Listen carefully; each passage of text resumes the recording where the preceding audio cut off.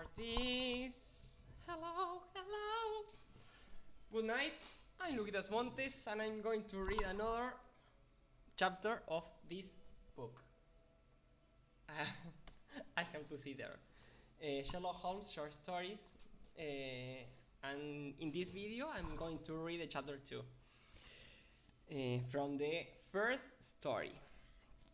Let's begin. Holmes and Watson visit the house. That is the name of the chapter.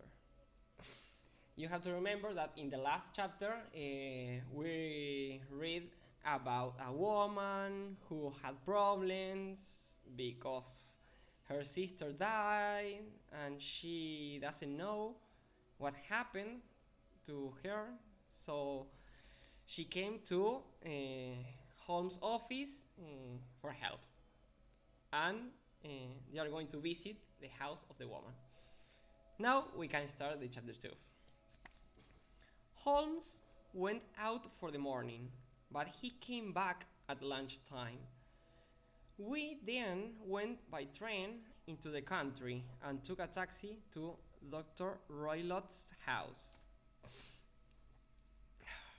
You see, said Holmes to me, our dangerous friend Roylott needs the girl's money because he only has 750 euros a year from his dead wife. I found that out this morning. But the gypsies, the whistle, the band, they are more difficult to understand, but I think I have an answer. When we arrived, Helen Stoner showed us the 3 bedrooms. We saw her room first. Why are they mending your bedroom wall? Asked Holmes. There is nothing wrong with it. You're right, she said. I think it was a plan to move me into my sister's room. Yes, said Holmes. We went into Julia's room and Holmes looked at the windows carefully. Nobody could come in from outside, he said. Then he looked round the room. Why is that bell rope there? Just over the bed. My stepfather put it there 2 years ago. It's for calling a servant, but Julia and I never use it because we didn't have any servants. He also put in that iron vent on the wall between his room and this one. Holmes pulled the rope, but it doesn't work. He said, how strange. And it's just over the air vent. That also is interesting. Why have an air vent on an inside wall? Air vents are usually on outside walls. Then we went into Dr. Roylott's room. Holmes saw a large metal box near the wall. My stepfather keeps business papers in there, said Helen. Does he keep a cat in there too? Asked Holmes. Look, there was some milk on a plate on top of the box. Now, Miss Stoner, he said, I think your life is in danger.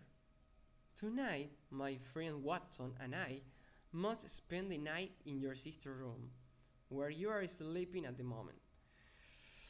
Helen Stoner and I looked at him in surprise. Yes, we must.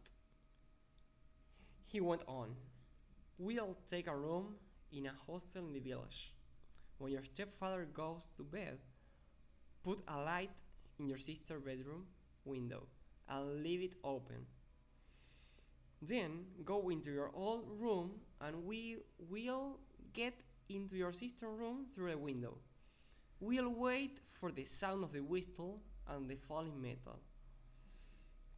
How did my sister die, Mr. Holmes? Do you know? Please tell me, said Helen. She put her hand on Sherlock Holmes' arm. I must find out more before I tell you, Mr. Stoner. Now goodbye. I don't and don't be afraid, replied Sherlock Holmes. We walked to the village, and Holmes said to me, "Tonight will be dangerous, Watson. Roylott is a very violent man. But if I can help Holmes, I shall come with you," I said. "Thank you, Watson. I'll need your help. Did you see the bell rope and the air vent?"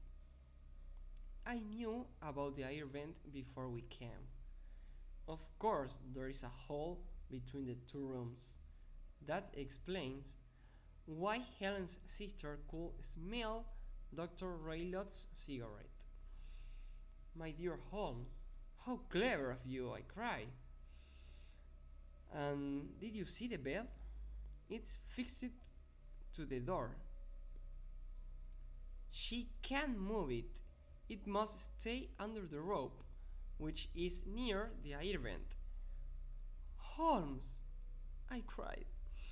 "I begin to understand. What a terrible crime!"